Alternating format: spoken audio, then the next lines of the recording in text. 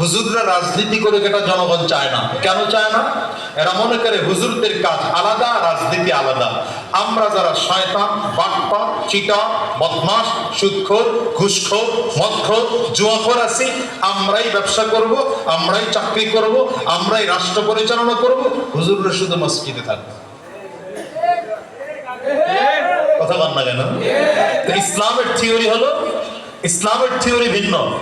ইসলামের থিওরি হলো কোন হুজুর আলাদা নয়, পাবলিক আলাদা নয়। ইসলাম মানেই হলো, মুসলিম মানেই হলো ইসলাম সম্পর্কে তার ধারণা স্পষ্ট থাকতে হবে। মুসলমান সে কালিমা জানে না, এটা হতে পারবে না। মুসলমান সে নামাজের ইমামতি পারে না, এটা চিন্তাও করা যেত না সাহাবীদের যুগে। মুসলমান সূরা ফাতিহা শুদ্ধ না, এটা হতে পারবে না। মুসলমান সে কোরআন শুদ্ধ করে পড়তে জানে না, এটা হতে পারে না। মুসলমান ওযুর পদ্ধতি জানে না, এটা হতে পারে না। মুসলমান নামাজের পদ্ধতি জানে না, এটা হতে পারে না। একজন মানুষ চলার জন্য যতটুকু জ্ঞান দরকার এতটুকু মুসলমান জানে না, এটা হতেই পারে না। এখন হুজুরের কাজ কি? হুজুরের কাজ কোরআন পড়া না। হুজুরদের কাজ হচ্ছে কোরআন ও সুন্নাহ রিসার্চ করে মাসআলা বের করা। পারেন নাই আপনারা ঠিক বলতে, ওয়াজ বুঝেন নাই। আমরা ছোটবেলায় যখন মাদ্রাসা ছুটি হলে গ্রামে যাইতাম, তো আমাদের চাচি, এরপরে মামি, এরা জিজ্ঞাসা করতো কয়বার খতম দিছো কোরআন শরীফ।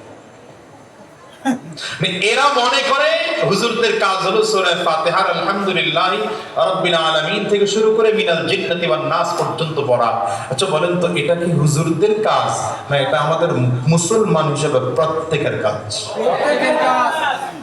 হ্যাঁ, অর্থ জানা সবার জরুরি না, কিন্তু কোরআন পড়া জরুরি। দেখছেন কথা বলেন, কথা বলতে হবে তো। অর্থ জানা সবার জন্য জরুরি না, কিন্তু কোরআন পড়া জরুরি, সবার জন্য জরুরি। এই জন্য পৃথিবীর কোন ধর্মীয় গ্রন্থ পড়লে সওয়াব হবে লেখা হয়নি, কিন্তু কোরআন পড়লে মান ক্বারা মিনাল কুরআনি হারফান ফালাহু হাসানাতুন, নবী বলেন ওয়াল হাসানাতু আশরু আমসালিহা। নবী বলছেন কেউ যদি কোরআনুল কারীম থেকে একটা অক্ষর পড়ে, আমি আল্লাহ, আমার আল্লাহ তার আমলনামায় এক অক্ষরের বিনিময়ে 10 গুণ সওয়াব দেয়। তো উলামায়ে কেরামদের কাজ কোরআনের অর্থ জানা, কোরআন থেকে মাসআলা বের করা, কোরআন হাদিস থেকে মাসআলা বের করা। কারণ যুগে যুগে নতুন নতুন নতুন মাসআলা বের হবে। মাযহাবে ইমাম আবু হানিফা রাহমাতুল্লাহ আলাইহির যুগে, ইমাম শাফিঈর যুগে, ইমাম আহমদ ইবনে হাম্বল রাহমাতুল্লাহ আলাইহির যুগে, ইমাম বুখারীর যুগে ক্যামেরা ছিল না। এখন প্রশ্ন এই যুগের উলামায়ে কেরামদের কাছে, ক্যামেরায় ভিডিও করা জায়েজ না না জায়েজ? এই ফতোয়া বের করবে এই যুগের উলামায়ে কেরাম। ভিডিওতে ছবি তোলা, মোবাইল দিয়ে ছবি তোলা যাবে কিনা, ফতোয়া দিবে এই যুগের উলামায়ে কেরাম। মাইক দিয়ে নামাজ পড়ানো যাবে কিনা, ফতোয়া দিবে উলামায়ে কেরাম। কথা বলেন না কেন? লাইটের আলোর নিচে দাঁড়িয়ে নামাজ পড়লে নামাজ হবে কিনা, ফতোয়া দিবে উলামায়ে কেরাম। মোবাইল ফোনের মধ্যে কোরআন পড়লে সওয়াব হবে কিনা, ফতোয়া দিবে উলামায়ে কেরাম। এই ফতোয়া দেওয়ার দায়িত্ব উলামায়ে কেরামদের, কিন্তু ইসলাম সম্পর্কে বেসিক জ্ঞান অর্জন করা সবার দায়িত্ব। এই জন্য নবীজির মৌলিক কাজ ছিল ইলমু তারবিয়াত। প্রত্যেকটা মানুষকে কোরআন, ভাই ভাই এই এই বাদাম চাবাইতেছো তুমি, আর চাবাও না, রেখে দাও, পরে মনোযোগ দিয়ে আমার কথা শোনো। আমি টাস করে তোরে প্রশ্ন করে ফেলাইতে পারি যে কি বলছিলাম। এক নম্বর ইলমু তারবিয়াত, এক কথায় বুঝেন ইলমু তারবিয়াতের অর্থ হলো মুসলমান হিসাবে আমার যতটুকু জ্ঞান অর্জন করা দরকার ততটুকু জ্ঞান অর্জন করতে, বলেন করতে। এই জন্য নবী বলেন তালাবুল ইলমি ফরিদাতুন আলা কুল্লি মুসলিম। অন্য বর্ণনা এসেছে মুসলিমা, পুরুষ হোক নারী হোক সবার জন্য দ্বীনের জ্ঞান অর্জন করা ফরজ। আর এই জন্য কোরআনের প্রথম আয়াত ইকরা বিসমি রাব্বিকাল্লাযী খালাক খালাকাল ইনসানা মিন আলাক ইকরা ওয়া রাব্বুকাল আকরাম الذي علم بالقلم علم الإنسان ما لم يعلم নবী আলাইহিস সালাতু ওয়াস সালাম যখন হেরা গুহার মধ্যে আছেন 40 দিন পর্যন্ত রাসূল আরবি সেখানে নির্জনে বসবাস করছেন, রব্বে কারীমের সাথে ধ্যানে মগ্ন আছেন। ওখান থেকে সরাসরি কাবা দেখা যায়, মাঝে মাঝে কাবার দিকে তাকিয়ে থাকেন, গভীর নজর দিয়ে কাবার দিকে তাকিয়ে থাকেন। 40 দিন যেদিন পূরণ হয়ে গেল, হঠাৎ করে নবীজি খেয়াল করেন জিবরিল আমিন আসল সুরত নিয়া নবীর সামনে এসে হাজির। সহিহ বুখারীর বর্ণনা, জিবরিল আমিন নবীজির সামনে এসে দাঁড়িয়ে বললেন, ইকরা ইয়া মুহাম্মদ ইকরা, মুহাম্মদ আপনি পড়েন। নবীজি বললেন, মা আনা বিকারিন, আমি তো পড়তে জানি না, আমি পাঠক নই। জিবরিল আমিন এবার কি করলেন, নবীকে না শিখাইয়া নবীজি নিজেই বলেন, ফাআখাযানি ফাগাত্তানি হাত্তা বালাগা মিন্নিল জুহুদ। জিবরিল আমাকে ধরলেন, সিনার সাথে সিনা মিলিয়ে জোরে চাপ দিলেন, চাপ দিয়ে ছেড়ে দিলেন, ছেড়ে দিয়ে বললেন, ইকরা। নবীজি আবার বললেন, মা আনা বিকারিন। নবী বলেন, ফাগাত্তানি সানিয়া, আবার ধরলেন, দ্বিতীয়বারও ধরে চাপ দিলেন, আবারও ছেড়ে দিয়ে বললেন, ইকরা। নবীজি আবার বললেন, মা আনা বিকারিন, আমি পড়তে জানি না। জিবরিল আবার ধরলেন, আবার সিনার সাথে সিনা মিলিয়ে চাপ দিয়ে ছেড়ে দিয়ে বললেন, ইকরা বিসমি রাব্বিকাল্লাযী খালাক। নবীজির জবান থেকে বের হতে আরম্ভ হয়েছে, ইকরা বিসমি রাব্বিকাল্লাযী খালাক, খালাকাল ইনসানা মিন আলাক, ইকরা ওয়া রাব্বুকাল আকরাম আল্লাযী আল্লামা বিল কলম আল্লামাল ইনসানা মা লাম ইয়ালাম। মুহাদ্দিসিনগণ বলেন, জিবরিল প্রথমবার বলেছে পড়েন, নবী বললেন পড়তে জানি না। দ্বিতীয়বার বললেন পড়েন, পড়তে জানি না। তৃতীয়বারে জিবরিল যখন বললেন আল্লাহর নামে পড়েন, নবীজি পড়া আরম্ভ করলেন। কেন? কারণ গোটা পৃথিবীর মানুষকে জানায় দিলেন যে পড়ার সাথে আল্লাহর নাম নাই, আমি নবী সেই পড়া পড়তেও চাই না, আমার উম্মতকে শেখাতেও চাই না। যেই পড়ায় আল্লাহর নাম আছে সেই পড়া আমি নবী পড়তেও চাই, আমার উম্মতকে শেখাতেও চাই। কারণ যেই পড়ায় আল্লাহর নাম থাকে না, ওটা পড়া না, ওটা পড়লে মানুষও হওয়া যায়। এই জন্য আমি মাঝে মাঝে প্রশ্ন করি, আমাদের দেশের স্কুল, প্রাথমিক বিদ্যালয়, মাধ্যমিক বিদ্যালয়, উচ্চ মাধ্যমিক বিদ্যালয়, কলেজ, ইউনিভার্সিটি পর্যন্ত, ডক্টরেট ডিগ্রি অর্জন করা পর্যন্ত, বুয়েট, কুয়েট, ডুয়েট পর্যন্ত পড়লেও একটা ছেলে নামাজ কেমনে পড়বে জানে না। বরঞ্চ ইতিহাস শিখলো কি, মানুষ হয়েছে বানর থেকে। কথা বল না কেন? ইতিহাস কি শিখছে? মানুষ হয়েছে বানর থেকে। আবার এখন আলহামদুলিল্লাহ যে পড়ালেখার জায়গাটা পরিবর্তন হয়েছে ছাত্রদের আন্দোলনের কারণে। নয়তো এই জাতির কপালে কি ছিল আল্লাহই ভালো জানেন। কি লেখাপড়া ছিল এই জাতির? লেখাপড়া ছিল যে ছেলে একটা বড় হয়েছে, ছোটবেলা থেকে বড় হয়েছে ছেলে হিসাবেই, মুখে দাড়িও আছে, মাথায় চুলও আছে, কথা বল না কেন, আকৃতি পুরোটা শরীরের পুরুষের মতো। হঠাৎ করে তার মন চাইছে আমি তো শরীরের দিক থেকে পুরুষ হইলেও মন থেকে মাইয়া। তো সমাজ বলে তোমার মন যদি বলে তুমি মেয়ে, ব্যাস তুমি মেয়ে, আর কোনো কথা নাই। এখন কি করতে হবে? তুমি যদি পুরোটা মেয়ে হতে চাও তাহলে এখন ডাক্তার সার্জারি করে সবগুলো পরিবর্তন করে ফেল। নাউজুবিল্লাহ, আগামী বছর মার বললেন আর কি নাকি? আচ্ছা, আপনাদের কাছে আমি বলি, এখানে যারা মুরব্বীরা আছেন, এই সন্তানদের বাবাকে দেখে হাত তোলেন তো। সন্তানদের বাবা, ছেলে মেয়ের বাবা, মাশাআল্লাহ অনেক আছেন। ছেলেদের বয়স যাদের 12-14 বছর হয়েছে, এমন কোন ছেলে হঠাৎ মেয়ে হয়ে যাবে, সমর্থন দিবেন কে আছেন? এমন একজন হাত তোলেন তো দেখে। অথবা আপনার মেয়েটা 18-20 বছর হওয়ার পরে হঠাৎ করে ছেলে হয়ে যাবে, তার মন বলছে তাই সে ছেলে, সমর্থন দিবেন এমন কে আছেন? কেউ নাই। অথচ এই শিক্ষাও আমাদের দেশে শিখানো শিখানো। কিন্তু ইসলাম কি শিখায় দেখেন। ছোট্ট বাচ্চাটা, এই যে মাদ্রাসার নুরানি সে ছাত্র আছে নাকি? এটা ছাত্র আছে, জীবিত আছে, মানে জাগনা আসেনি, ছোট ছোট ছোট। এই ছেলে পড়ে কই? এই ছেলে এই যে পাঞ্জাবি ছাত্র ছাত্র ছাত্র এখানে আসো, তুমি আমার কাছে আসো। আসো বাবা, ভয় পেও না, তুমি আমার কাছে আসো, আমি একটু কথা বলি। না এই জাতাটা রেলে আয়, তুমি আয়ো, আমি আপনাদের একটু দেখাই। একটু একটু একটু 1 মিনিট। এখন কেউ মনোযোগ হারায় না, আমার দিকে তাকান। একজন ওস্তাদ সাথে আসেন, নয়তো ভয় পেয়ে যাবে হঠাৎ করে ডাকলে। ভয় পেয়েছ? নাম কি তোমার? ফাহিম। তোমার আব্বুর নাম কি? আচ্ছা, তুমি বলো তো, এই কি জানো, 2 মুসলমান একত্রিত হইলে কি বলিয়া সালাম দিতে হয়? কি জানো উস্তাদ পড়ায় না, ওইটা বলো,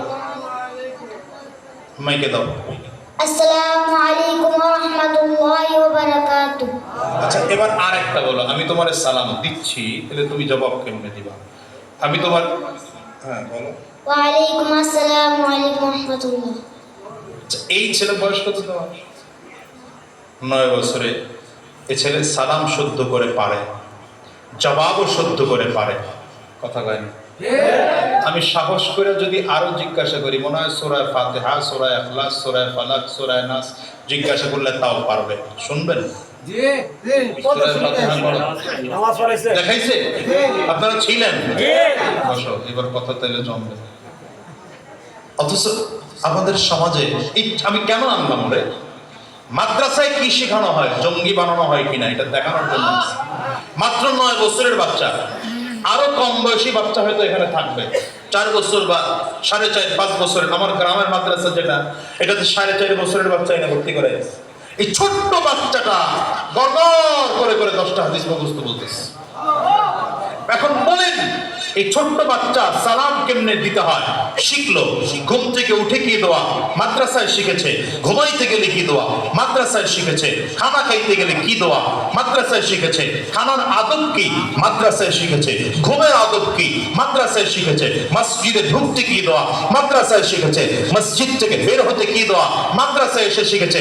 অথচ আমার দেশের কলেজ ইউনিভার্সিটিতে পড়ে একটা ছেলে মসজিদে ঢোকার সুন্নাত তরিকা পারে না।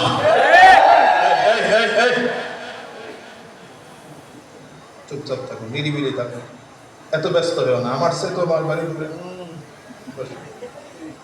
পরীক্ষা কবে, এতক্ষণ আসিল, আর 10 মিনিট থাকলে সমস্যা হবে। আল্লাহ, আমি শেষ করি, তুমি মনে করো না যে অনেক আলোচনা করো। 15 মিনিট আমার আলোচনা শেষ হয়েছে, আর 15 মিনিট হয়তো।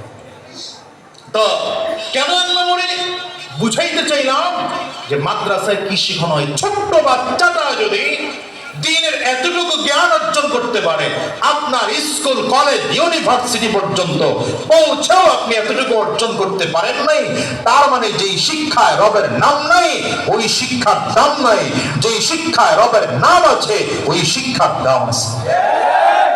এই জন্য মাদ্রাসার দরকার আছে না নাই? হাত তুলে বলেন তো দেখি কার কার দরকার আছে? দরকার আছে তো ইনশাআল্লাহ। সুতরাং এই মাদ্রাসার সাথে থাকবেন তো ইনশাআল্লাহ। নবীজির 2য় নম্বর কাজ, 1 নম্বর কাজ কি বলছিলাম, শিক্ষা এবং দীক্ষা। 2য় নম্বর কাজ, এটা নবীজির মৌলিক কাজ ছিল, তাজকিয়াতুন নফস, আত্মার পরিশুদ্ধি। আমাদের দেশে ইলম আছে কিন্তু আত্মার পরিশুদ্ধি নেই। এজন্য হাজারো পীর এই দেশে আছে, আত্মার মেহনত করে, কলম ঠকঠকায় লড়ায়, কিন্তু ইলম নাই। কোরআন তেলাওয়াতি শুদ্ধ নাই, ওই পীরের আছে না নাই? এমন আবার হাজারো এমন আছে বড় আলেম, কিন্তু এখনো আমল শুদ্ধ হয় নাই। নবীজির কথা হচ্ছে কোরআন জানতেও হবে, সে অনুযায়ী নিজের আমলকে পরিশুদ্ধ করে আত্মাও পরিশুদ্ধ করা লাগবে। এই জন্য রব্বে কারীম বলেন, ইন্না আকরামাকুম ইনদাল্লাহি আতকাকুম, আমি আল্লাহর কাছে সবচেয়ে দামি ওই মানুষটা যার মধ্যে তাকওয়া যত বেশি। কি বেশি? যার মধ্যে তাকওয়া যত বেশি, আমি আল্লাহর কাছে সেই মানুষটার দাম তত বেশি। যার কাছে তাকওয়া যত কম, আমি আল্লাহর কাছে দাম তত কম। এজন্য বিলাল হাবশী রাদিয়াল্লাহু আনহু সামাজিক নিয়মে গোলাম ছিলেন, বাবা গোলাম, সে কারণে গোলামের বাচ্চা গোলাম। দাদাও গোলাম ছিলেন, গোলামের নাতি গোলাম, সম্পদের দিক থেকে একেবারে নিঃস্ব, টাকা পয়সার দিক থেকে একেবারে নিঃস্ব, চেহারা অত্যন্ত কালো, কণ্ঠ বেশি ভালো ছিল না, কিন্তু আল্লাহ তাআলা আল্লাহর নবী এত মুহাব্বত করতেন, পছন্দ করে নিজের মসজিদের মুয়াজ্জিন নবী বানায় দিছে। আমার রব্বে কারীম এত মুহাব্বত করতেন। নবীজি বলেন, খুব পয়েন্ট খেয়াল করেন এটা, নবীজি বলেন যখন আমি জান্নাতের মধ্যে ঢুকবো, আমি নবীজি সাওয়ারিতে আরোহণ করে জান্নাতের মধ্যে ঢুকবো, সেই সাওয়ারির লাগাম ধরে ধরে আমার বিলাল আমার আগে জান্নাতে যাবে। দাম কি বুঝেননি? কেন এই দাম হলো? আত্মা পরিশুদ্ধ হওয়ার কারণে দাম হয়েছে। ইলম আছে, আত্মা পরিশুদ্ধ নাই, সেটার দাম নাই। শুধু আত্মা পরিশুদ্ধ আছে, ইলম নাই, ওটারও দাম নাই। ইলমও লাগবে, দ্বিতীয় নম্বর কি আত্মা পরিশুদ্ধের কাজও লাগবে। আত্মা পরিশুদ্ধের মেহনতটা এত বেশি জরুরি, এজন্য জরুরি যদি আপনারা আমাদের বাংলাদেশে 2, 4, 5, 10 জন যেই কয়েকজন আলেম প্রতিনিধি আছে এদেরকে যদি দেখতেন তাইলে আপনারা বুঝতেন। আমাদের একজন চেয়ারম্যান আছেন আল্লামা খালেদ সাইফুল্লাহ সাহেব হুজুর, এতদিন ছিলেন ইউনিয়ন চেয়ারম্যান, কিছুদিন আগে উপজেলা হয়েছিলেন, কিন্তু এখন তো ভেঙে দেওয়া হয়েছে। আমারটা এখনো ভাঙে নাই, আলহামদুলিল্লাহ আছি আর কি। তো এই এমন একজন মানুষ যাকে নামাজের মুসল্লায় দাঁড় করায় দিবেন, যোগ্যতা রাখেন, কথা বল না কেন? ওয়াজের ময়দানে বসিয়ে দিবেন, বয়ান করার যোগ্যতা রাখেন, হাদিসের দর্শে বসিয়ে দিবেন, হাদিসের দর্শে দরজ দেওয়ার যোগ্যতা রাখেন, ইউনিয়ন পরিষদ উপজেলায় বসিয়ে দিবেন, সেটাও সুষ্ঠুভাবে পরিচালনার দক্ষতা রাখেন। এখন আলেমদের বলে কি লাভ? লাভ হলো এটা, যদি কোনো আলেম এই ছোট্ট জায়গা, আমি আপনাদেরকে আমার জায়গা যেহেতু ইউনিয়ন পরিষদ, এইখান থেকে উদাহরণ দেই। এই পরিষদের 3.5 বছরে আলহামদুলিল্লাহ হারাম উপায়ে 1 টাকা আমার পেটেও ঢুকে নাই, আমার মেম্বারগুলোর পেটেও ঢুকাইতে দেই নাই। এরা চাইছিল, এরা আমার জানা মতে খায় নাই, না যাই না খাইলে তো আমার কিছু করার নেই, কথা হয় না। এই যে বিজেডি আসতেছে কিছুদিনের মধ্যে, চেয়ারম্যানরা খবর রাখে, মেম্বার আছেন না? তুই একজন এখানে আছে রানিং মেম্বার, আচ্ছা 2-1 থাকলে এটা দেখবেন এই যে বিজেডি এখন বেচা শুরু হয়ে গেছে। আজকে আসতে আসতে আমার এলাকা থেকে ফোন আসছে, হুজুর আপনার মেম্বার নাকি 12টা করে বিজেডি পাইছে, টাকা তুলতেছে 3000 করে। আমি বললাম ওরে ধরেন, বান্ধেন, বাজারে আনেন, বিচার করুন কালকা। হুজুররা রাষ্ট্র ক্ষমতায় গেলে লাভ কি? লাভ হলো এটা, দীর্ঘ 16টা বছর পরে কেন আমাদেরকে বৈষম্য বিরোধী আন্দোলন করতে হবে? আমি তো বলি 16 বছর নয়, স্বাধীনতার 54 বছর 53 বছর পার হয়ে যাওয়ার পরেও বাংলাদেশে বৈষম্য বিরোধী আন্দোলন করতে হবে। এটা আমাদের জন্য লজ্জা। এদেশ যদি ওলামায়ে কেরামদের হাতে থাকতো, কোরআন ওয়ালাদের হাতে থাকতো, দ্বীন ওয়ালাদের হাতে থাকতো, গোটা সমাজ নিরাপদ থাকতো, চোর মুক্ত, ডাকাত মুক্ত, গুন্ডা মুক্ত, সন্ত্রাস মুক্ত সুন্দর একটি সমাজ থাকতো। হাত তুলে বলেন, হাত তুলে বলেন।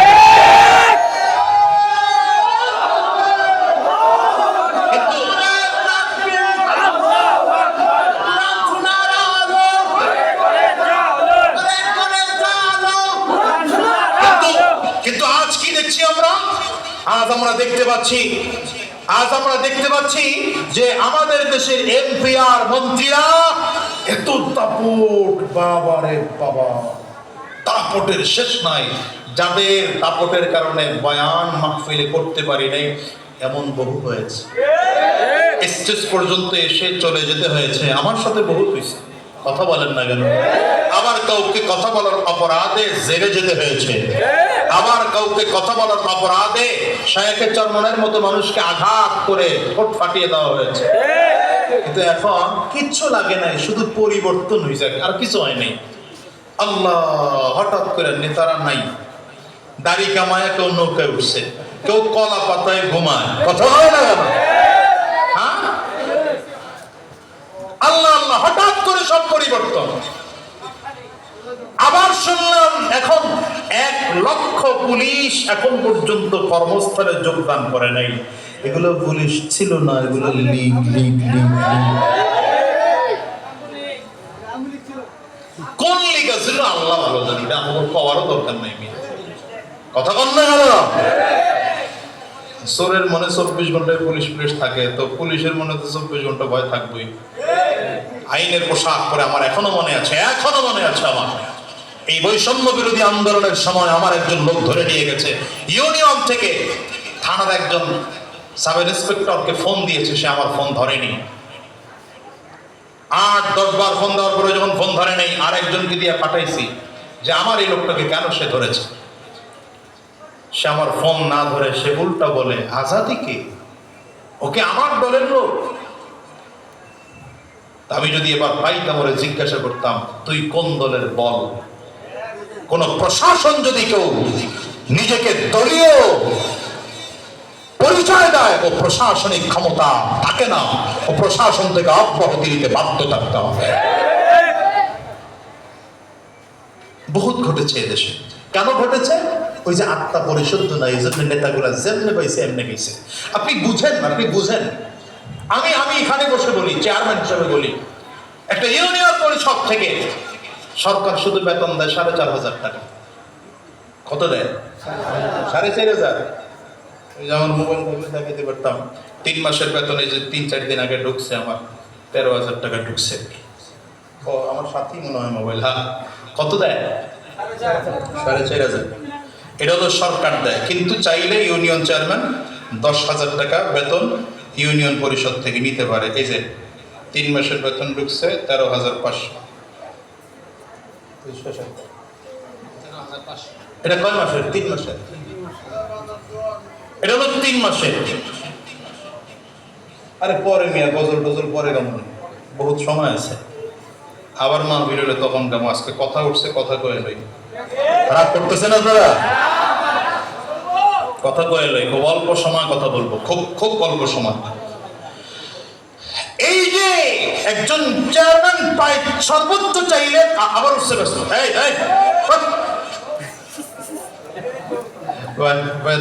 তুই বয়ে থাকবি তো আব্বা আম্মা ঘরে বসে সাপ হইব। ভাই কত নিতে পারে পেলাম? 10,000 সর্বোচ্চ, ট্যাক্স ট্যাক্স উঠাইলে।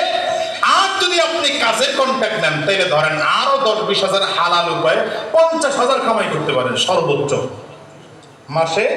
একজন চেয়ারম্যান যদি চায় হালাল উপায়ে সর্বোচ্চ 50,000 টাকা কামাই করতে পারে। কিন্তু এই চেয়ারম্যান যদি 2 কোটি টাকা 3 কোটি টাকা খরচ করে চেয়ারম্যান ইলেকশন করে, ও উঠাবে কোথা থেকে? যখন উঠাইতে পারে না, তখন গম বেচে আপনার ঘরটা, চাউল বেচে আপনার ঘরটা, বিজিবি আনতে গেলে 5,000 টাকা চায়, রেশন কার্ড আনতে গেলে 2,000 টাকা চায়। কথা বলেন না কেন? এজন্য বলেছি আমার এদেশে যদি উলামায়ে কেরাম নেতৃত্বে আসে, এদেশের সংসদ সদস্য যদি একজন মুফতি সৈয়দ ফয়জুল করিম হন, একজন যদি আল্লামা মামুনুল হক হন, একজন যদি আল্লামা খালেদ সাইফুল্লাহ আইয়ুবী হন, একজন যদি আল্লামা সাজিদুর রহমান সাহেব হন, একজন যদি উলামায়ে কেরাম থাকে, 5-10 জন উলামায়ে কেরাম থাকলে গোটা সংসদ ভবন থেকে চোরগুলো এই 24-এর মতো করে পালাবে। এই জন্য সুযোগ আর সেটারে কাজে লাগান, সুযোগ আর সেটারে কাজে লাগান। আপনারা সময় থাকতে মূল্য দিতে জানেন না, ডাক থাকতে মূল্য দিতে জানেন না, এটারে কাজে লাগান। মনে করেন না হুজুররা রাজনীতি জানে না। আরে আমি আমার জায়গা থেকে কথা বলে না, আমি আমার জায়গা থেকে বলি, মাত্র 6 মাসে চেয়ারম্যান হয়েছি। 6 মাসে। সুতরাং আমার বললাকে রাজনীতি করে আপনারা পারবেন না, ওই চিন্তাই করেন না আপনার রাতে ছাইরা দিছে এই জন্য যে আমরা হাদিসের মাসলাককে ভালোবাসি, মসজিদের খেতাবতের মাসলাককে ভালোবাসি, দুনিয়ার ঝামেলা জড়াইতে চাই না। আপনারা রাষ্ট্রটা ভালো করে চালান, কিন্তু যখন দেখি আপনারা রাষ্ট্র ভালো করে চালান না, পদ্মা সেতু করতে গিয়ে অর্ধেক কার পেটের মধ্যে ঢুকে যায়। ওই কি বলে আপনার কি জানো রূপনগর পারমাণবিক বিদ্যুৎ কেন্দ্র করতে গিয়ে 30,000 কোটি টাকা দেশের প্রধানের অ্যাকাউন্টে ঢুকে বাহিরে পাচার হয়ে যায়। তখন আমরা উলামায়ে কেরাম ঘরে থাকতে পারি না, ছাত্রদের সাথে মিশে আন্দোলন গড়ে তুলি, যে কারণে আপনারা দুপুরের খানা, রান্না হওয়া খানা না খেয়েই দাদার দেশে পালাতে বাধ্য হয়েছে। সুতরাং পারবেন না আপনারা। তাহলে দ্বিতীয় নম্বর কি ছিল নবীজির কাজ? তাজকিয়াতুন নফস ভুলে গেছে কখন? কি কাজ ছিল দ্বিতীয় নম্বর? 3 নম্বর কাজ তখন দুইটা কমপ্লিট হয়ে গেল, ইলম আর তারবিয়ত। প্রয়োজনীয় ইলম অর্জন করা হয়েছে এবং সে অনুযায়ী নিজের আত্মা পরিশুদ্ধ করা হয়েছে। নবীজির এবার তৃতীয় নম্বর কাজ, এটাকে কপি করো। তোমার কাছে যে ইলম আছে আরেকজনকে দাও, তোমার কাছে যে আত্মা শুদ্ধর মেহনত আছে এটা আরেকজনকে করাও। এটার নামই হচ্ছে দাওয়াত ও তাবলীগ। এটার নামই হচ্ছে তোমার কাছে যা আছে সেটা পৌঁছে দাও। 3 কাজ যখন কমপ্লিট, এবার চতুর্থ নম্বর কাজ জিহাদ। কি জিহাদ? কাজ কি? জিহাদ। জিহাদ মানে আমাদের দেশে জিহাদ মানে শুধুই বুঝে অস্ত্রের যুদ্ধ। জিহাদ মানে শুধুমাত্র অস্ত্রের যুদ্ধ নয়, জিহাদ একটি বড় অর্থ। কিতাল মানে হচ্ছে ডাইরেক্ট অস্ত্রের যুদ্ধ।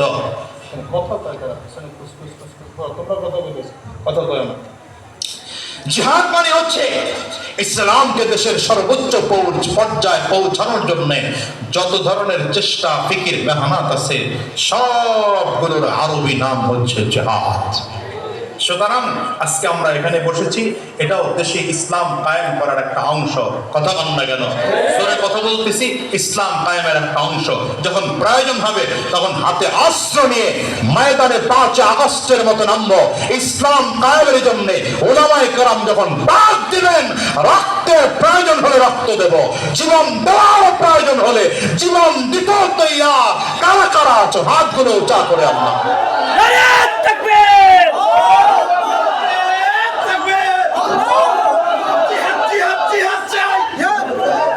মুসলমান ভাই, ইসলামের সুফল কত চমৎকার। 2টা কথা বলে শেষ করে দিচ্ছি। 1 নম্বর কথা, ইসলামী রাষ্ট্র নবীজি কায়েম করেছেন মদিনায় গিয়া। মক্কায় নবীজি ইসলামী রাষ্ট্র কায়েম করতে পারেননি। তো নবীজি হিজরত করেছেন কত বছরে? 13 বছর। আরে না, নবুয়তির কত বছরে? 13। অনেকে জানেন না, এজন্য জিজ্ঞেস করলাম কত বছর। কোথায় গেলেন? মদিনাতে গিয়ে নবীজি ইসলামী রাষ্ট্র কায়েম করলেন। তাহলে নবী যদি 23 বছর নবুয়তির পরে বেঁচে থাকেন, তাহলে মদিনা রাষ্ট্র পরিচালনার দায়িত্ব ছিল কত বছর? 10 বছর। 10 বছর। বলেন কত বছর? 10 বছর। নবীজির ইন্তেকালের পরে আবু বকর সিদ্দিক রাদিয়াল্লাহু আনহু রাষ্ট্র পরিচালনা করেছেন মাত্র 2 বছর। অর্থাৎ সব মিলে ধরেন 2.5 বছর ধরলাম। তাহলে 10 আর 2 2.5 কত হলো? 12.5। এই তো মাশাআল্লাহ অঙ্ক বুঝতেছেন। হযরত ওমর রাদিয়াল্লাহু আনহু রাষ্ট্র পরিচালনা করেছেন 10 বছর। কত বছর? 10 বছর। হযরত ওমরের শাসনের মাঝামাঝি সময়কার অবস্থা। হযরত ওমর রাদিয়াল্লাহু আনহুর শাসনামলের মাঝামাঝি, তার মানে 5 বছর ধরেন। তাহলে ওখানে 12.5 আর 5 কত হলো? 17.5। মাত্র 17.5 বছর বয়সে। এটা আজকের ইতিহাস বলতেছি না, 1450 বছর আগের ইতিহাস বলতেছি। যেই সময় এত কম্পিউটার ছিল না, এত আধুনিক যুগ ছিল না, ইন্টারনেট ছিল না, ফেসবুক ছিল না। আজকে আমি যেমন মাগরিবের পরে ঢাকার থেকে রওনা করেও আপনাদের এখানে এসে পৌঁছতে পেরেছি, 1450 বছর আগে কল্পনাও করা যেত না। 1450 বছর আগে হাঁটতে হবে, নয়তো উটের পিঠে চড়ে আসতে হবে, নয়তো ঘোড়ার পিঠে চড়ে আসতে হবে। এত আধুনিক যুগ ছিল না। এখন চাইলে আপনি এখান থেকে আমেরিকা খবর নিতে পারেন। 1450 বছর আগে এই অবস্থা ছিল না। সেই যুগে নবীজি মাত্র 17.5 বা 18 বছর এই শাসনের মধ্যে এমন চিত্র করেছিলেন মদিনায়, যে মদিনার মানুষগুলো এই পরিমাণ ইনকামের জায়গায় চলে এসেছিল, মানুষ যাকাতের টাকা নিয়ে দাঁড়িয়ে থাকতো। দেওয়ার লোকের অভাব ছিল না, দিবে কাকে নেওয়ার লোক খুঁজে পাইতো না। বুঝেন নাই আপনারা?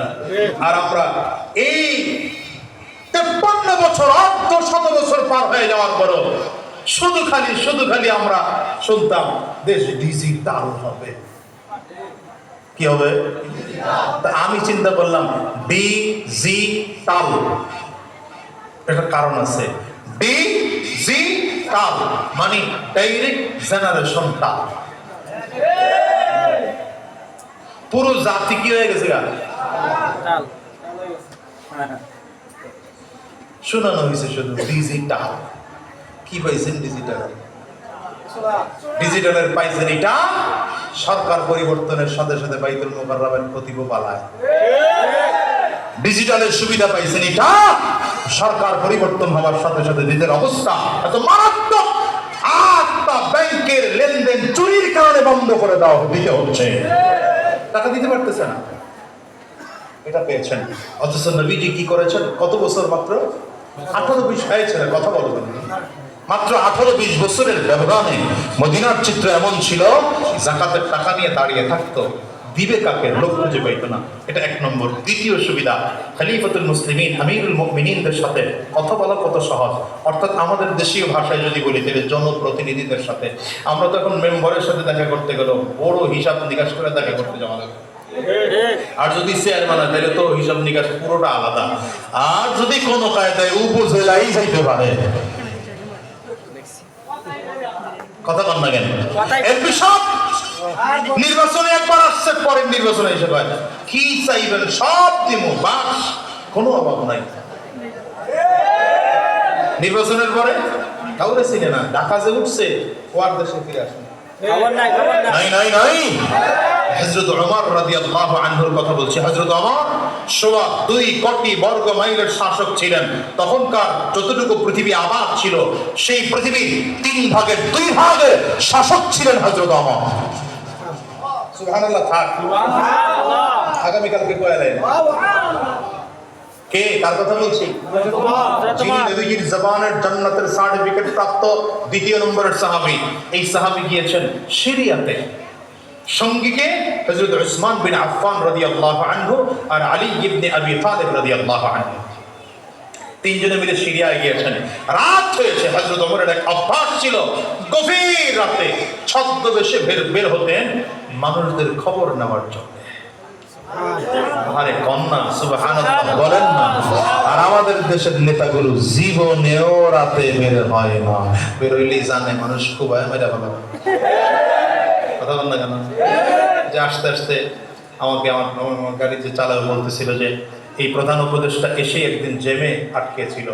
অন্য আগের তো কাউরে দেখলাম না। আমি বললাম ওদের সাহস নেই তো জ্যামে থাকা, কারণ জ্যামে আটকে থাকলে জানে ওর গাড়ি চাপা দিয়ে পাবলিক মেরা ভালো।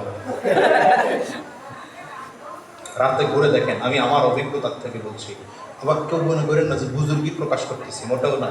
আমার অভিজ্ঞতার থেকে বলছি, মাঝে মাঝে একা একা একা কাউকে সাথে নিবেন না। 1 বস্তা চাউল নিয়া, 20 কেজি 10 কেজি চাউল হাতে করে নিয়া একজন গরিব মানুষের দরজার সামনে গভীর রাতে গিয়া দাঁড়ায় দেখেন, ও যে দোয়া করবে আপনার জীবনে কিছু লাগবে না, কিচ্ছু লাগবে না আপনার জীবনে। কি চান আপনি? আরে রবের কাছে প্রিয় কি জানেন? রবের কাছে প্রিয় হলো ফরজ আমলের পরে কোনো বান্দার দিলকে সন্তুষ্ট করে দেওয়া। এই মানুষটা গরিব অবস্থায় আছে, কামাইতে পারে না, আজকে রিক্সা চালাই নাই তাই চাউল কিনে আনতে পারে নাই, দোকানে আজকে বেচা কিনা হয় নাই তাই ওর চাউল কিনে আনতে পারে নাই, এই মানুষটা মাটি কাটতে পারে নাই, আজকে বদলা দিতে পারে নাই তাইও চাউল কিনে আনতে পারে নাই। গভীর রাতে মাত্র 5 কেজি চাউল নিয়ে ওর বাড়ির সামনে গিয়ে দাঁড়ান, ও আপনার কলিজা পড়ে যে দোয়া দিবে, খোদার কসম আমি তো মনে করি জান্নাতে যাওয়ার জন্য ওই গরিবের দোয়া আল্লাহর কাছে পর্দা ছাড়া কবুল হয়। হযরত ওমর একা একা রওনা করছেন। এই কথা বলে শেষ করে দিচ্ছি, আপনাদের চেহারা বিরক্তির ছাপ আসছে না? আচ্ছা, এই শেষ করে দিতেছি এখন। হযরত ওমর একা একা রওনা করছেন। তো রওনা করে এক তাকায় দেখে দরজার সামনে একজন মহিলা, এই যে সিঁড়ি এরকম সিঁড়ির উপরে একজন মহিলা খুব বিষণ্ণ চেহারা, বিষণ্ণ মন নিয়ে টেনশন করে বসে আছে। হযরত ওমর গিয়ে সালাম দিলেন, মা আসসালামু আলাইকুম, কেমন আছেন? মহিলা বললেন ওয়া আলাইকুম আসসালাম। এখন হযরত ওমর কথা বলতে বলতে গিয়ে বলতেছেন, মা আপনার শরীর ভালো? মহিলা কয়, যেই দেশের শাসক ওমর, খেয়াল করে মহিলা কি বলতেছে, যেই দেশের শাসক ওমর সেই দেশে ভালো থাকা যায়? বুঝেন নাই কথা? কিছুই বুঝেন না। কার সামনে বলতেছে? ওমরের সামনে। তখনকার আমেরিকা ফেল মিয়া, ডব্লু বুশ তখন খুলেইতো না। হযরত ওমরের একটা আঙ্গুলের ইশারায় গোটা পৃথিবী ওলট পালট হয়ে যায়। সে ওমরের সামনে দাঁড়ায় বলতেছে, যেই দেশের শাসক ওমর সেই দেশে ভালো থাকা যায়। হযরত ওমর কেমন আপনি চিনেন ওমরে? মহিলা খুব রাগ করে বলতেছে, জীবনে ওমরে চিনি না, দেখি নাই, আল্লাহ যেন কোনোদিন ওর মুখ আমারে না দেখান। হযরত ওমর এত একদম নরম হয়ে গেলেন, মাটির মতো নরম হয়ে মহিলার সামনে বললেন, মা কি সমস্যা আপনার? মহিলা বলতেছে, বুড়ি মহিলা, আমি ওর উপরে রাগ, এই জন্যে আমি 5 বছর, তখন 5 বছর হয়ে গেছে, 5 বছর অমর রাষ্ট্র চালায়। এই 5 বছরে আমার স্বামী নাই, সন্তান নাই, কেউ নাই। বৃদ্ধা হওয়ার কারণে মানুষের বাড়িতে কাজ করে খাবো, সেই ক্ষমতা আমার নাই। আমাকে একটু খবর নেওয়ার প্রয়োজন মনে করলো না। এরপরের কথাটা আরো মারাত্মক। এই শোনো যুবক, আজকে অমরের খুব ক্ষমতা, তাই না? কিয়ামতের দিনে অমরও যা থাকবে, আমি মহিলাও তা থাকবো। কি বলতেছে বুঝেন কিছু? কিয়ামতের দিনে অমরও যা থাকবে, আমিও তা থাকবো। সেদিন অমরের ঘাট ধইরা আল্লাহর সামনে বিচারের কাজ করে দাঁড় করাবো। আল্লাহ অমরের শাসন আমলের মধ্যে আমাকে 1 বস্তা চাউল দিয়া, 1 টুকরো গম দিয়ে আমাকে সহযোগিতা করে নাই, খবরও নেই। আমাদের দেশের নেতাদের সামনে বললে কি করতো? অ্যাকশন। হযরত ওমর থরথর করে কাঁপতেছেন মহিলার সামনে। এত ক্ষমতাধর মানুষ থরথর করে কাঁপতেছেন। হযরত ওমর কাঁপতে কাঁপতে মাটির মধ্যে বসে পড়েছেন। এবার মহিলাকে বলতেছেন, মা আপনি যদি বলেন আমি অমরের পক্ষ হয়ে আপনার কাছ থেকে সব দুঃখ আর কষ্টগুলো কিনতে চাই, আপনি বিক্রি করবেন? মহিলা বলে, বোকা, দুঃখ বিক্রি করা যায় নাকি? হযরত ওমর বলেন, মা 5 দিরহাম দেব আপনাকে। বাস দিরহাম মানে বুঝেন, 1 দিরহাম মানে এই যুগের 1.5 ভরি স্বর্ণ, 1.5 ভরি স্বর্ণ প্রায়। মহিলা বলে, বিক্রি হবে না, এটা বিক্রি হওয়ার জিনিস না। হযরত ওমর বলেন, 10 দিরহাম হবে না, 15 দিরহাম হবে না, 20 দিরহাম দেব, মা বিক্রি করবেন? হযরত ওমর রাদিয়াল্লাহু আনহু মহিলার সাথে চুক্তিবদ্ধ হলো কত দিরহাম? 20 দিরহাম। 20 দিরহামের বিনিময়ে মহিলা দুঃখ আর কষ্টগুলো হযরত ওমরের কাছে বিক্রি করে দিবে। এই চুক্তি প্রায় শেষ। হযরত ওমর টাকা দিবেন, এই মুহূর্তে হযরত আলী আর উসমান রাদিয়াল্লাহু আনহুমা দুজন খুঁজতে খুঁজতে মহিলার সামনে তাকায় দেখেন হযরত ওমরের মতো মানুষটা মাটির মধ্যে বসা। ওইখান থেকে দাঁড়ায় ডাকতেছেন, ইয়া আমিরুল মুমিনিন। আমিরুল মুমিনিন ডাক দিতে দেরি মহিলা ডাক দিয়ে দাঁড়ায় গেছে। হেই আমিরুল মুমিনিন কে? আমার আমিরুল মুমিনিন বললেই বোঝা গেল যে এখানে ওমর আছে, এছাড়া কাউকে আমিরুল মুমিনিন বলা হবে না। মহিলা ডাক দিয়ে দাঁড়িয়েছে, কে আমিরুল মুমিনিন? হযরত আলী রাদিয়াল্লাহু আনহু বলেন, ওই আপনার সামনে হাঁটু করে যে লোকটা বসে আছে, আপনার সামনে যে লোকটা হাঁটু করে বসে আছে, ও যুগের শ্রেষ্ঠ শাসক ওমর আপনার সামনে বসা।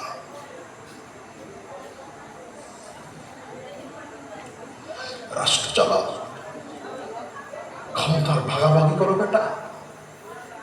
আমি তো মাঝে মাঝে নিজেকে বলি, আজাদি রে, চেয়ারম্যানই পাইছ, খুব দাপট নিয়ে চলো, রবের কাছে সামনে দাঁড়ায় জবাব দিবি কি?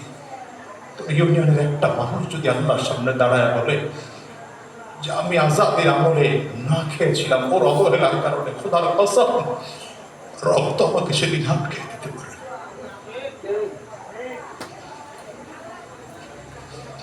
রব তো আমাকে সেদিন আটকে দিতে পারে। কিসের ক্ষমতা বেটা ভাগাভাগি করে? এই জন্য হযরত ইমাম আবু হানিফা রাহমাতুল্লাহি আলাইহির কাছে রাষ্ট্রের প্রধান বিচারপতির দায়িত্বের প্রস্তাব নিয়ে আসা হয়েছে এবং আবু হানিফা বলেন, আমি এটা যোগ্য না। ইমাম আবু ইউসুফ, ইমাম মুহাম্মদ সামনে দাঁড়ালো, বলছেন, উস্তাদ আপনি মিথ্যা বলতেছেন।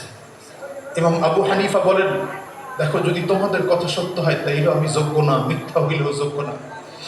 কারণ তোমরা যদি বলো আমি মিথ্যা কথা বলেছি, তাহলে মিথ্যুক কোনোদিন রাষ্ট্রের প্রধান বিচারপতি হতে পারে না। আর যদি বলি আমি আমার কথা সত্য, তাইলে আমি বলেছি আমি যোগ্য না, তাইলে আমি রাষ্ট্রের দায়িত্ব নিতে পারি না। এমপি হওয়া, মন্ত্রী হওয়া, মেম্বার, চেয়ারম্যান হওয়া, এটা কোনো ক্ষমতা নয়, ক্ষমতা নয়। জনগণের আমানত, জনগণের কাছে ফিরিয়ে দেওয়ার দায়িত্ব গ্রহণ করা। কোনোভাবে অবহেলা করেছ, রবের সামনে চোরের কাতারে দাঁড়াইতে হবে, চোরের কাতারে দাঁড়াইতে হবে। তো সহজ মনে করো না এটা, খালি নির্বাচনে লাভ হও এমপি অমুক, এটা কপাল পড়া। তোর যদি বুঝতি এমপি কাকে বলে, মন্ত্রী কাকে বলে, চেয়ারম্যানের দায়িত্ব কি, পায়ে পা ধরে ইমামকে নামায় বলতে, হুজুর আপনি দায়িত্ব নেন, আমরা যোগ্য না। বুঝো না এই দায়িত্ব কি জিনিস, খালি মনে করেছো এমপি হলে কোটি টাকার মালিক হওয়া যায়, মেম্বার হলে কোটি টাকার মালিক হওয়া যায়। আমি আমার সাথের লোকদেরকে বলি, যদি আপনারা দাওয়াত দিয়ে কিছু টাকা না দিতেন, আমার মতো লোক আমি চেয়ারম্যানই করতে পারতাম না। আমার ইউনিয়ন থেকে আমার ইনকাম মাত্র ওই 4,500, কিন্তু প্রতি মাসে আমার খরচ 1 থেকে 1.5 লাখ, কখনো 2 লাখ টাকা হয়ে যায়। কোথা থেকে খরচ করেন? যে আপনারা কিছু হাদিয়া টাদিয়া দেন, ওখান থেকে নিয়ে ইউনিয়নে ফেলাই। একজন এমপি হওয়ার জন্য দৌড়ায়, মেম্বার হওয়ার জন্য দৌড়ায়, চেয়ারম্যান হওয়ার জন্য দৌড়ায়। আরে তুই যদি কোনোভাবে অবহেলা করো, খোদার কসম পড়বে তোর উপর। হযরত ওমরের অবস্থা নেই। হযরত ওমর কি বলতেছে, এবার তো মহিলা লাফ দিয়ে দাঁড়ায় গেছে, পরিচয় পেয়ে গেছে ওমরের। বুঝেননি কথা? মাথায় ঢুকে কিছু মনে হচ্ছে কথা? মহিলা লাফ দিয়ে দাঁড়ায় গেছে, আরে আমিরুল মুমিনিন। মহিলা আবার হাত জোরে কান্না করতেছে, খলিফাতুল মুসলিমিন ওমর, আমি আপনারা চিনতে পারি নাই, অন্যায় করে ফেলেছি। মূলত নবীর সাহাবীর প্রতি এতটুকু পরিমাণ বিদ্বেষ আমার নেই, কিন্তু আপনার আমলে যে খবর খোঁজ খবর নেওয়ার মতো কাউকে পাইলাম না, এই কারণে রাগ করে অভিমান করে বলেছি। হযরত ওমর কয়, মা আল্লাহর ওয়াস্তে আপনার কাছে ক্ষমা চাই, আপনার কথা এখন অন্যদিকে নেবেন না। আমি যে আপনাকে চাইছিলাম, আপনার 20 দিরহামের বিনিময়ে আপনার সাথে আমার যে চুক্তি হয়েছে, চুক্তি পূরণ করেন। আহা,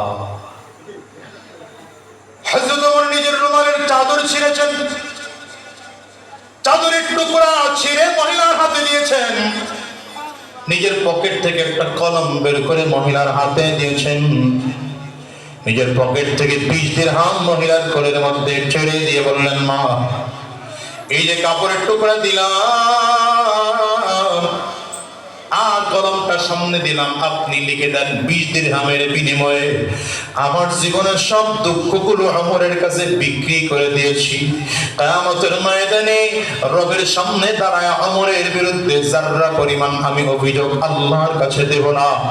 মহিলা লিখে দিয়েছেন 20 দিরহাম, মহিলার সাথে সামনে দিয়া কাগজের টুকরাটা, কাপড়ের টুকরাটা আলী রাদিয়াল্লাহু আনহু হাতে দিয়ে বললেন, আলী রে, যদি আমি তোমার আগে জমিন থেকে বিদায় হয়ে যাই, আমি ওমর যদি তোমার আগে জমিন থেকে বিদায় হয়ে যাই, তুমি একটা কাজ করবে, আমার কাফনের কাপড়ের মধ্যে ছোট্ট কাপড়ের টুকরাটা ঢুকায় দিবা।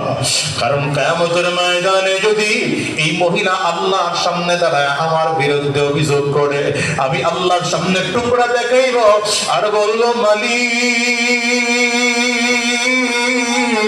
এই যে মহিলার সামনে আমি 20 দিরহাম দিয়া দুনিয়ায় বসে তার দুঃখগুলো কিনে নিয়েছি, সে বলেছে আপনার কাছে অভিযোগ করবে না।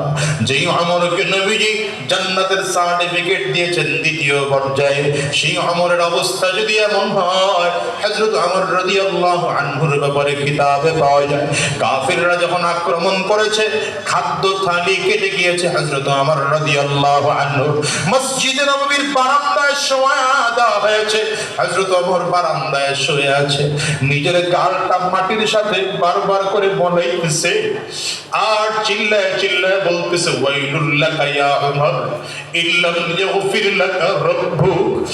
ওরে তুই ধ্বংস, যদি তোর মালিক তোরে মাফ না করেন তাইলে তুই ধ্বংস হয়ে যাবি। ওরে কলিজার টুকরা যুবক, হযরত ওমর রাদিয়াল্লাহু আনহুর অবস্থা যদি এমন হয়, বলো তোমার আমার জাহান্নামের আযাব থেকে বেঁচে থাকার কি ব্যবস্থা আছে? কবরের আযাব থেকে বেঁচে থাকার কি ব্যবস্থা তুমি আর আমি করেছি? জাহান্নামের আযাব থেকে বেঁচে থাকার কি ব্যবস্থা তুমি আর আমি করেছি? যদি তোমাকে আমাকে মালিক মাফ না করে, তোমার আমার তো বুঝি জাহান্নাম ছাড়া উপায় হবে না। এজন্য আজকের এই মাহফিলটার থেকে ওয়াদা করে বের হও, যতদিন আল্লাহর এই জমিনে বেঁচে থাকবো রবের গোলামি করব, শয়তানি ধোকায় পড়ব না। আয় আল্লাহ, কোরআন ও সুন্নাহ অনুযায়ী নিজের জিন্দগিটা সাজাবো, নবীজির 4টা তরিকা নিজের বাস্তবায়ন করার চেষ্টা করব। আল্লাহ তৈয়ার কারা কারা মুসলমান 2টা হাত উঁচা করে আমার আল্লাহরে দেখাও। আওয়াজ দিয়ে চিল্লায়া জোরে ডাক দাও আল্লাহ। আমরা ওয়াদা করলাম হারাম রাস্তায় চলবো না, হারাম রাস্তায় কদম বাড়াবো না, শয়তানি রাস্তায় চলবো না, জিনার রাস্তায় চলবো না, হারাম রাস্তায় চলবো না। কোরআন ও সুন্নাহ অনুযায়ী নিজের জিন্দেগিটা সাজাবো, তোমার নবীর সুন্নাহ তরিকায় নিজের জীবন চালাবো। ইলম, তারবিয়াত, তাজকিয়াতুন নফস, দাওয়াত, তাবলীগ, জিহাদ, এই 4টা মৌলিক কাজ আমরা করব। আল্লাহ তুমি কবুল করে নাও। চিল্লায় বলো আমিন। আলহামদুলিল্লাহি রাব্বিল আলামিন, আলহামদুলিল্লাহি রাব্বিল আলামিন, ওয়াসসালাতু ওয়াসসালামু আলা সাইয়্যিদিল আমবিয়াই ওয়াল মুরসালিন। রব্বানা যালামনা أنفسنا وإن لم تغفر لنا وترحمنا لنكونن من الخاسرين. ربنا لا تزغ قلوبنا بعد إذ هديتنا وهب لنا من لدنك رحمة إنك أنت الوهاب. رب ارحمهما كما ربياني صغيرا، رب ارحمهما كما ربياني صغيرا. ও দয়ার মালিক মেহেরবান খোদা, হে আল্লাহ, গভীর রাত তোমার গোলামদেরকে নিয়ে ভিক্ষুকের মতো 2টা হাত বাড়িয়েছি। আমিন আল্লাহ। আল্লাহ, আমি গুনাহগার বলে আমার হাতগুলো খালি ফিরিয়ে দিও। আমিন আল্লাহ। মেহেরবানি করে জিন্দেগীর সব গুনাহগুলো মাফ করে দাও। আল্লাহ, জীবনে যত গুনাহ করেছি, জেনে না জেনে, বুঝে না বুঝে, ইচ্ছা অনিচ্ছা, গোপনে প্রকাশ্যে, দিনে রাতে, সব গুনাহ থেকে তোমার দরবারে মাফ চাই। মেহেরবানি করে মাফ করে দাও। আমিন আয় আল্লাহ, আমাদের আব্বা আম্মা যাদের জমিন থেকে বিদায় হয়ে গেছে, আব্বা আম্মার কবরগুলো জান্নাতের টুকরা বানিয়ে দাও। যাদের আব্বা আম্মা বেঁচে আছেন, হায়াত বাড়িয়ে দাও। আল্লাহ, এই মাদ্রাসা মসজিদকেও তুমি হেফাজত করো। মাদ্রাসা মসজিদের যত হাজাত গায়েব থেকে মিটিয়ে দাও। আয় আল্লাহ, আমাদেরকে দিনদার ইমানদার বানিয়ে দাও। এই মাদ্রাসার সাথে যারা সম্পৃক্ত তাদেরকেও কবুল করে নাও। আসাতিজায়ে কেরাম, তুলাবায়ে ইলমদেরকেও কবুল করে নাও। আয় আল্লাহ, এই মাহফিলকেও তুমি কবুল করে নাও। পর্দার আড়ালে আমার মা বোনদেরকেও তুমি কবুল করে নাও। আয় আল্লাহ, মুরব্বি বাজানদেরকেও কবুল করে নাও। যুবকদেরকেও কবুল করে নাও। মাসুম বাচ্চাদেরকেও কবুল করে নাও। হে রব্বি করিম, আজকের এই মাহফিল করতে গিয়ে যারা টাকা পয়সা বেদাশ্রম বুদ্ধি দিয়ে সহযোগিতা করলেন, প্রত্যেককে তুমি কবুল আর মঞ্জুর করে নাও। আয় আল্লাহ, আমাদেরকে দ্বীন ও ইসলামের পথে চলার তৌফিক দিয়ে দাও। যতদিন এই জমিনে বেঁচে থাকবো ততদিন তোমার গোলামি করার তৌফিক দিয়ে দাও। জমিন থেকে যখন বিদায় হয়ে যাব, ঈমান নিয়ে যাওয়ার তৌফিক দিয়ে দিও। আয় আল্লাহ, যতজন আলোচক আলোচনা করেছেন, সেই কথাগুলোর উপরে আমাদের আমল করার তৌফিক দিয়ে দাও। বেহুদা কথা থেকে আমাদেরকে বিরত থাকার তৌফিক দিয়ে দাও। সুবহানা রাব্বিকা রাব্বিল ইজ্জাতি আম্মা ইয়াসিফুন ওয়া সালামুন আলাল মুরসালিন ওয়া সালামুন আলাল মুরসালিন ওয়া সালামুন আলাল মুরসালিন ওয়াল হামদুলিল্লাহি রাব্বিল আলামিন।